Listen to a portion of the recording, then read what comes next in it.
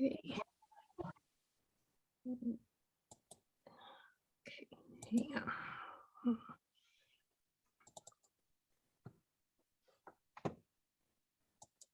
So can you all see my slide?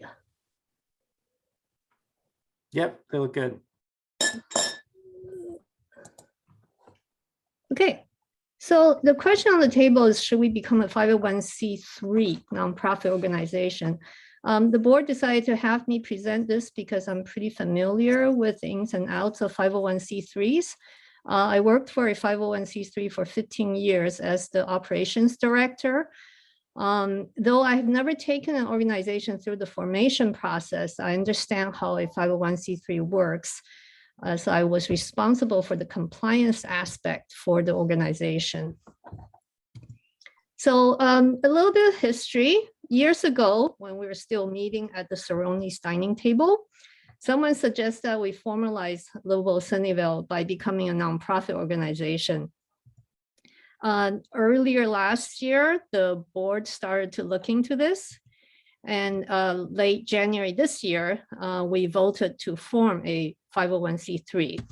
And so today we're presenting the information to the members, and next month we're going to ask you to vote to approve. So there are many types of nonprofits. The IRS classifies them, and 501c3s are designated as charitable nonprofits. Forming a nonprofit corporation let us formalize the organization, be registered with our state and federal governments. We can open a bank account, buy insurance, the basic one being general liability insurance, which is needed to rent any space for meetings or events. And very important, it gives directors protection from personal liabilities. There are many monetary advantages to being a charitable organization. Donations are tax exempt to the donors. We can apply for grant money, that's public or government, and private, mostly foundations. We qualify for free or discounted stuff. For example, a lot of popular software and hardware. We're exempt from almost all taxes, and charitable organizations have a special aura in public opinion. People more readily trust you and want to help you. That's very helpful when we need freebies or discounts or sponsorships. There is, however, a potential problem with us becoming a 501c3. There's a limit on what we can do politically. This point is very important, as a large part of our work is lobbying our city to effect positive changes. So we want to make sure we get this part right. And I think Margaret Lawson brought up this question at our last meeting. So will we be limited in our activities? Let's see what exactly the IRS says the limits are. First, we can't support or oppose candidates for public office. That one is easy for us because Livable Sunnyvale does not endorse candidates or public office for public office. That's in our bylaws, so we're okay on that one. The second one, may advocate for causes but are limited in amount of lobbying, advocacy, or political activity. The word amount is very vague. Does it mean money, time, or number of people, or what? Luckily, the IRS does provide an option for 501c3s to remove ambiguity. Under IRS code 501H, we can elect to use alternative methods to measure these activities. The best one for us to use is what's in the blue here. It's usable by 501c3s whose annual expenditure is less than $500,000. I think we'll be okay with that for quite some years. And anyways, back to the amount allowed. It's basically 20% of what we spend monetarily each year. And since we are all volunteers and we don't pay anyone to do advocacy work, including lobbying our elected officials, it's pretty hard to exceed 20% of any amount. So no, we are okay there. We won't be limited in our activities. So of course, there's no free lunch for formalizing our organization, getting the monetary advantages, we'll have to do extra work and pay extra expenses that we currently don't have. The work includes doing the initial filings and then annual or biannual filings. The expenses include the fees. The initial filing fee is $465, and our annual expenses will be at least $727. So I also want to show you this slide here because Neil brought it up that Cupertino for All, and I think John Cordes was talking about forming a C4, 501c4. The board did consider this. That's a social welfare corporation, social welfare nonprofit. And as you can see, the three categories I had for 501c3, the top one is exactly the same as 501c3. The middle section, the C4s don't qualify for any of it, except for they're also exempt from most taxes. And the advantage for them is that there's unlimited political activities that they can be engaged in, including endorsing candidates and even sharing partisan messages. But our board decided that we don't need this much freedom. And then we have the advantage of all the ones that struck out in blue, all the monetary advantages. So we decided to go with a 501c3. Okay, so let me pause to see if there's any questions. Justin, I can't see people raising their hand. Can you help? Yeah, absolutely. So the first hand I see is from John Cordes. John, you want to go ahead? Hi, Julia. Thanks for doing all that work and showing the differences. But 501c4 corporations can still apply for grants. It's just not as likely for some people to get them. So, Snail can apply for grants. And are you talking about an incorporated 501c3 or an unincorporated 501c3? Incorporate a corporation. Okay, because Snail went the unincorporated 501c4 route. Yeah, to be the one of the very important thing for us was to get directors protection from personal liabilities, and you have to be a corporation for that. Right, to do that. Okay. Yeah. And I guess a lot of what we do, you said, is lobbying, and we're limited to this 20% of expenditures on lobbying. So does that mean if we want to take positions and we want to, we don't spend much, say we only spend $5,000 a year, that means that we were limited to saying we can only spend like $1,000 on flyers or Facebook ads or other things, correct? With that 20% limit?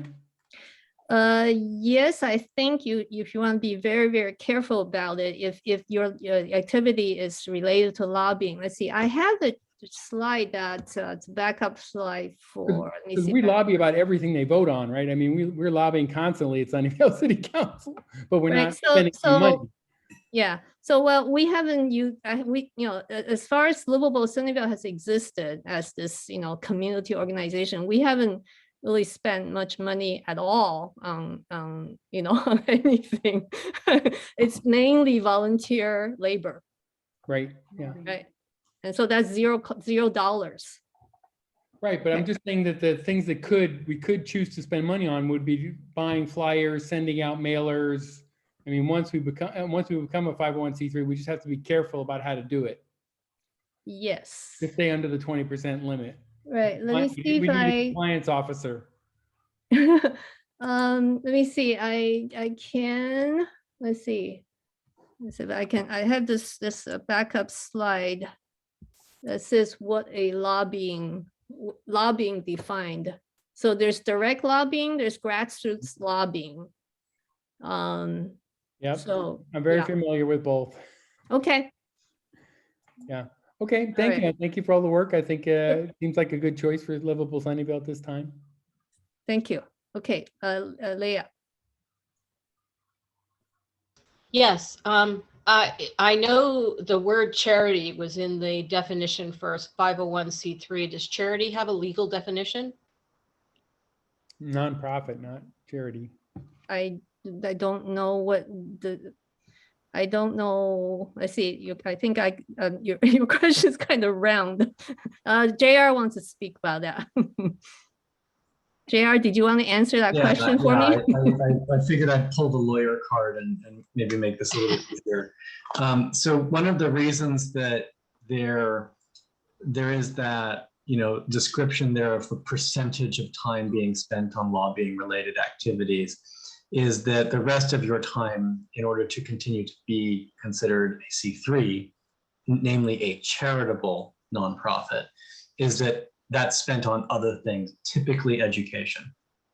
At least for an organization like this, that's the way that it would work. The other option that you have too is one that is very common, is that you can have more than one organization.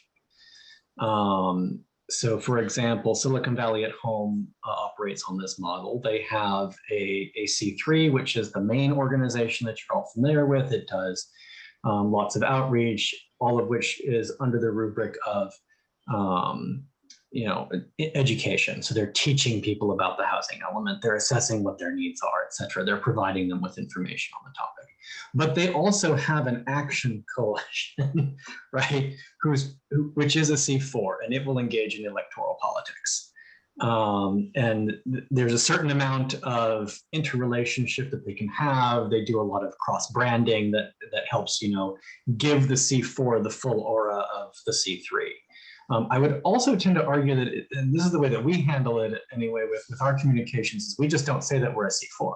We should say that we're an incorporated California nonprofit, and we leave it at that.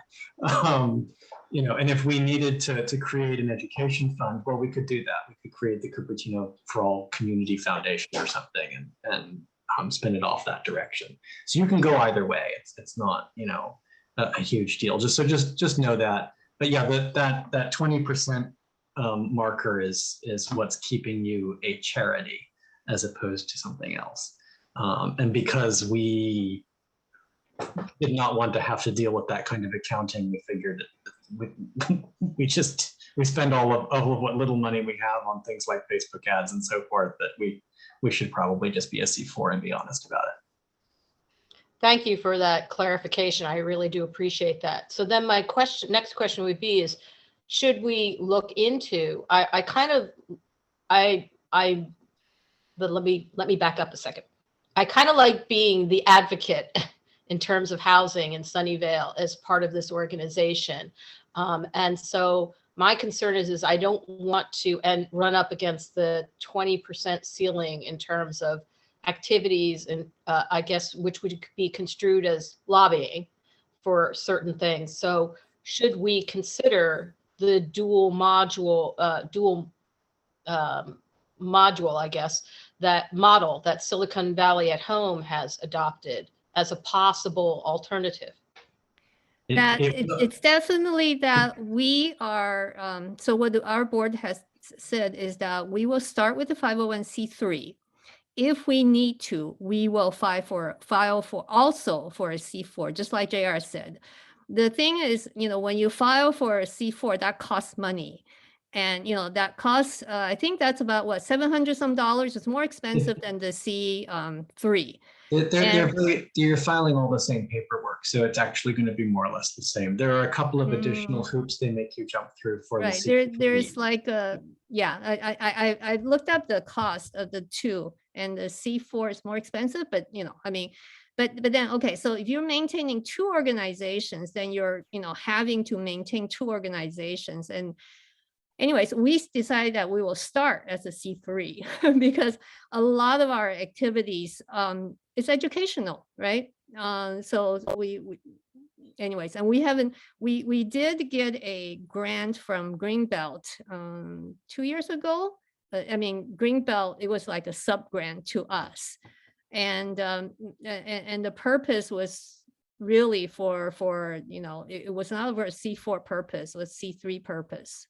So we feel more comfortable that we can, go along this path until we're told, no, you can't. Okay, thanks. That does answer my question. Sure. Mike. Yeah, kind of to follow up on just what you were saying, Julia. Historically, Livable Sunnyvale has, first of all, been nonpartisan. And second, we have a lot of educational events. Even around elections, we have candidate forums, which are educational. We don't endorse candidates, but we hold forums where we ask very pointed questions of candidates in our specific area of housing, transportation, and sustainability. So, and we've done outreach meetings for El Camino Real. So really the educational aspect of what we do has always been a big part. So it's not like we're changing anything we're doing. That's just the nature of what we do. We have kind of a viewpoint, but we don't, but it's certainly nonpartisan, and maybe we are trying to influence opinion, but we're trying to influence it by informing the public, not just by expressing our opinions. And then I wanted to comment on the expenses. The expenses shown are not inherently 801c3 expenses. They are things we would like to do anyway, like get a post office box and get a bank account and get liability insurance. The 801c3 enables us to do those things, but they're not specifically, I think it was $55 or something, right? In actual expense of incorporating that way. Colleen? Thank you. Mike, a couple of comments. Mike, you just said 801c3. You meant 501. Okay, thank you. Yeah. All right, thank you. What Yeah. specific? I slipped in engineering mode. Sorry. You can't assume anything nowadays, I'll tell you. What specific personal liability are the directors open to now? And where will we get the money to meet our increased financial expenses, from dues or donations? I answered that in the second part of my presentation, that the money part. Liability, it's basically if anybody wants to sue Livable Sunnyvale right now, the directors are personally liable. That means our personal assets are on the line. So a lot of what we do is free speech. You think someone would sue us? Yes. Okay, thank you. Does anyone have any examples of that? Personal example, examples of individuals that has happened to? Or a No. threat to any of you? No, not personally. But If you are concerned about that right now, for some reason, you can buy director's insurance. Not for an or we're just a community organization. Yeah, Nobody. you should be able to do it as an unincorporated trust.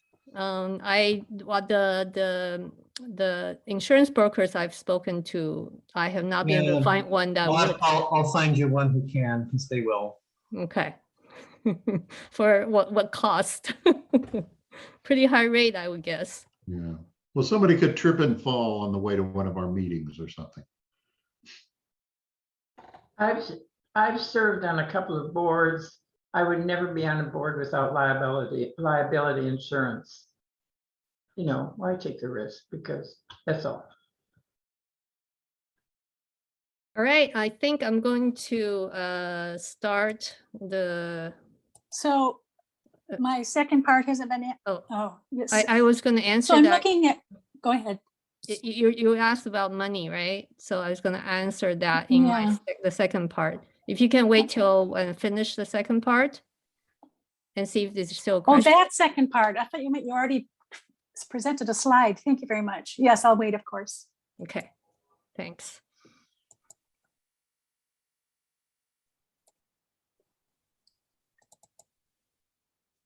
Okay, can you all see my slides? Mm-hmm. Okay, let's start from here. So, okay, so as I was saying, the second half of my presentation assumes we want to go forward with becoming 501c3. Then we need to look at some of our internal workings. The first consideration is, should we remain a membership organization? Oops, I'm sorry, I need to move back. No free lunch, okay. Okay, here it is, okay. So the first consideration is, should we remain a membership organization? 501c3s are commonly non-membership organizations because charities serve the general public instead of a limited number of members. And non-membership means the board decides on the direction and specific actions of the organization.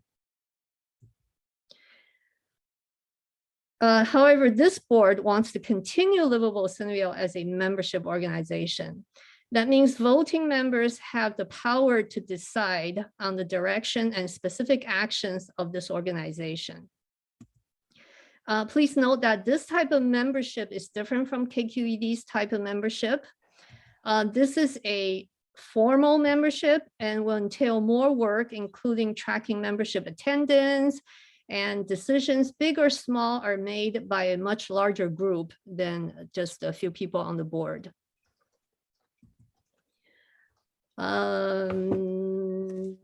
With great power comes great responsibility. I just like that. That was from Spider-Man, right? But you know, any kiddings aside, I think it's applicable here. To make wise and informed decisions for the organization, we all need to be more involved and become more informed. So here is an ideal member profile. Stay engaged and actively support our mission. Activities include attend general meetings and other events, participate in our committees or other projects, respond to our call to actions, maybe present at meetings, and perhaps do research to help guide our policy positions. Of course, recruit other members, and annually make a donation. Any amount, 0 to a lot. So here is a list of internal process changes that we'd like. First, in line with giving more active members more say, we want to make members' voting eligibility more stringent. We propose that to up the eligibility from 1 activity in the past 6 months to 2 activities in the past 6 months. And the qualifying activities are attending general meetings, participating in committee activities, or participating in activities designated by the board as qualifying. And also, if the second activity is at a general meeting, you can vote at that meeting.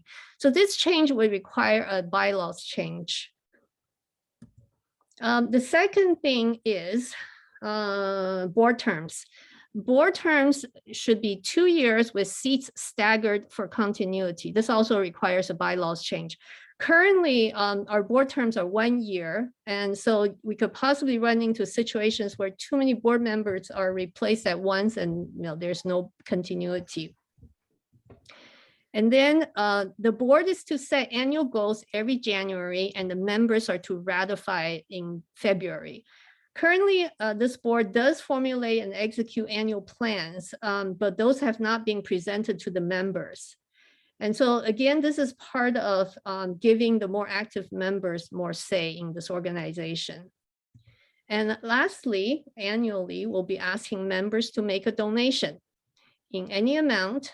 We will remain a 0 membership fee organization, but with more expenses, we need to look to those who can to help out. And so the next steps after this questions and discussion tonight, you can also contact the board if you have still have questions after tonight's meeting. And then in April, we will vote on this. And if we get approval from the membership, we will start the 501c3 filing process. And at that time, we will ask members to donate to help with filing fees. The only thing you have to remember is we're not yet a 501c3, so your contributions will not yet be tax deductible. Okay, that's all I have. Questions, Gail? Gail. Hi, Hi. yes, that's me. Question. Do we want to do I just, something to think about. If we want to do a GoFundMe for raising the money for the filing fees. I would say no, because they charge such a high fee. Yeah, I know, but it has percentage, great so- record keeping. Well, I think as treasurer, I can handle the record keeping. Okay, that was Fine. just my idea. No problem. I don't feel Okay. offended in the least bit. All right, thank you. Donna. So without boring everybody, in 2013, several of us on Our Daily Bread organization started a separate nonprofit 501(c)(3) in order to get funds. I won't go into the details of it, but I do know, and again, that's quite a few years ago, there was a criteria for, I believe it was the first year, where we had to show support. So we went out and asked people to make small donations that were not tax deductible to us. And that was a requirement. Possibly that's changed. Okay. Just as part of your process. So okay, if we need to do that, I think we can, yeah, that should work for us. Thank you.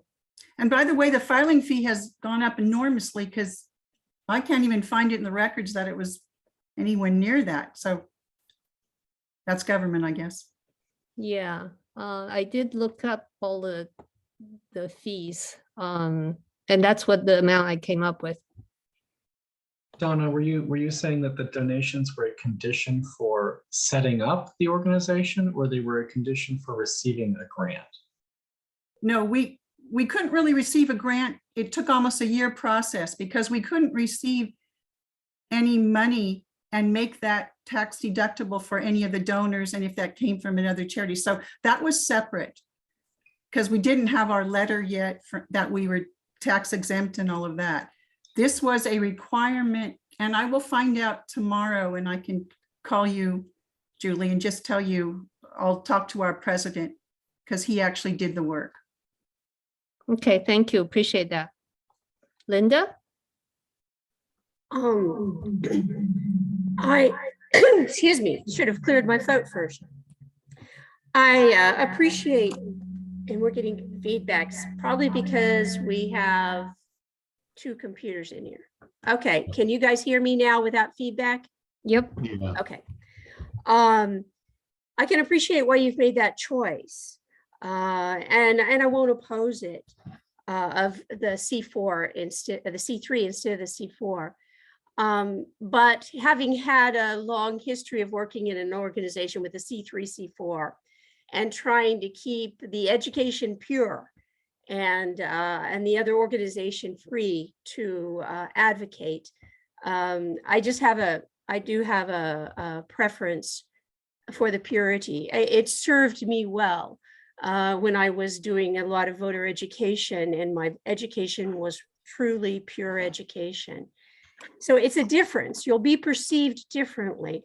And I do see this organization as fundamentally a lobbying organization. And the educational efforts are to support the opinions and the judgments of the organization. It's not pure education. So, you know, I see some benefit from your going that way, a lot of benefit.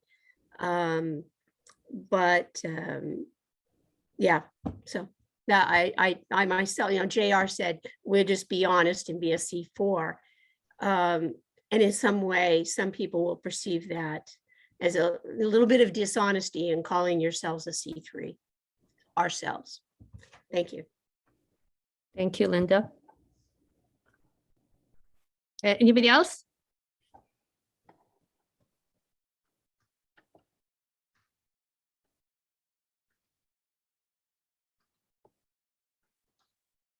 No?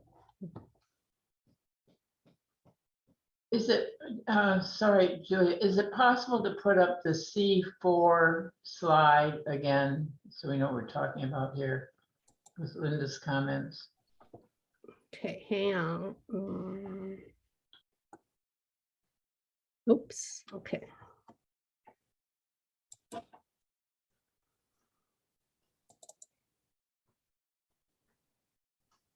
Can you see?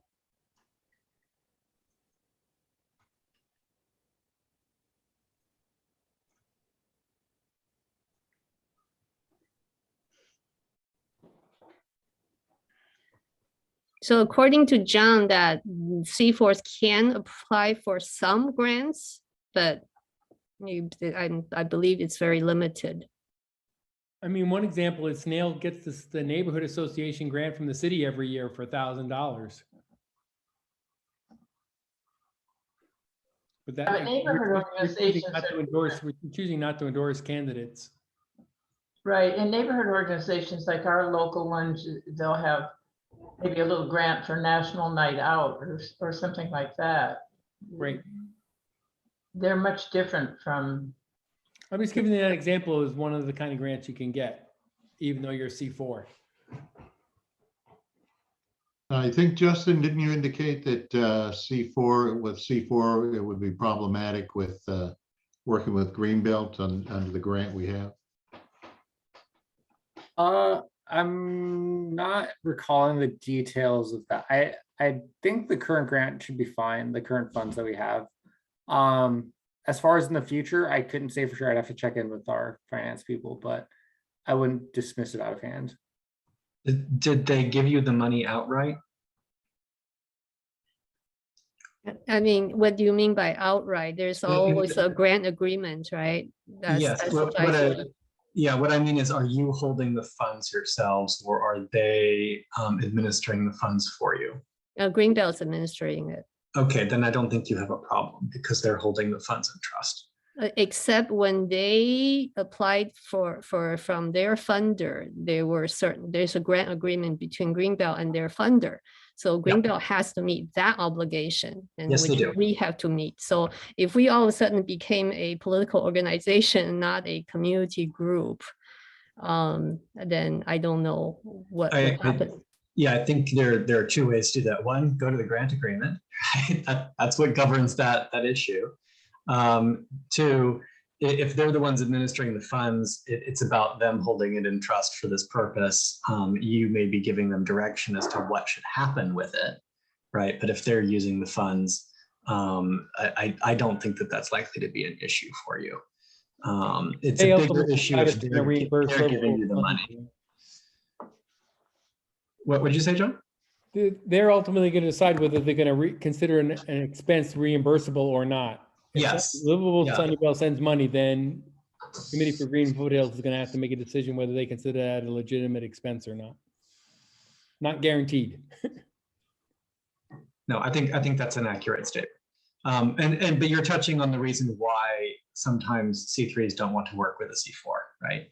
Is that if the nature of the activity specific to the expense of the funds strays into certain types of political advocacy, specifically the support of candidates or for or against a ballot initiative, for example, then that can get messy. The other mention is that if you do choose the C4 path, in the event that you do go down and the idea of either waging a campaign for or against a candidate as an independent expenditure committee or for or against an initiative, you would need to register with the FPPC and at least if you're an amount of money. If you're underneath the threshold, you don't need to, but if you're over it, you would have to. You should probably register anyway, even if you're not sure, just to be on the up and up, because you don't want to have to deal with the FPPC investigating you. Yeah. Serge?